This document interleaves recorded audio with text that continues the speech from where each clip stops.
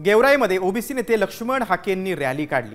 छत्रपती शिवाजी महाराज चौकात रॅली काढत पुन्हा एकदा हाकेंनी दंड ठोकत वज्रमूठ दाखवलेली आहे। या ठिकाणी ओबीसी समाज बांधवांकडून शक्ती प्रदर्शन करण्यात आलं। तर आज गोपीनाथ मुंडेंची उणीव भासते असं वक्तव्य लक्ष्मण हाकेंनी केलं।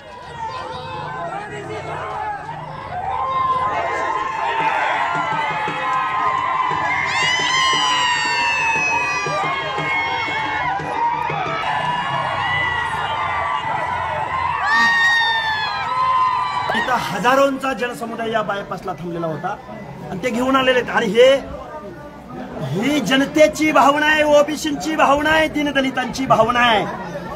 कायदा कानून वाहून जाईल याच्या समोर। आज आठवण येते ती स्वर्गीय गोपीनाथराव मुंडेंची।